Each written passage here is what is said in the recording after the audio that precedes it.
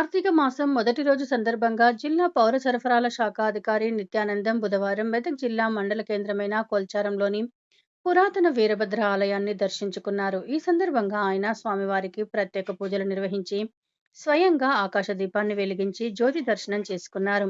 కార్తీక మాసం నెల రోజుల పాటు ఆలయ ప్రాంగణంలో ఆకాశ దీపాన్ని వెలిగించాలని పూజారిని కోరారు.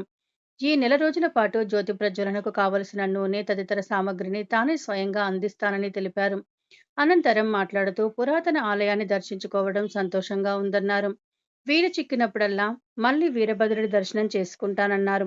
అనంతరం ఆలయ కమిటీ సభ్యులు అధికారుల్ని శాలువాతో సత్కరించారు. అనంతరం మాట్లాడుతూ జిల్లా స్థాయి అధికారి తమ గ్రామంలోని పురాతన ఆలయాన్ని గుర్తించి దర్శించుకోవడం సంతోషకరమని అన్నారు. ఇది తమ గ్రామానికి వచ్చిన ప్రత్యేక గుర్తింపుగా భావిస్తున్నామన్నారు. ఈ కార్యక్రమంలో ఆలయ కమిటీ అధ్యక్షులు రాగళ్ల ఆనంద్, శ్రీధర్ గౌడ్, చౌరిగారి భాస్కర్, యాగళ్ల శ్రీనివాస్, నితిన్ తదితరులు పాల్గొన్నారు.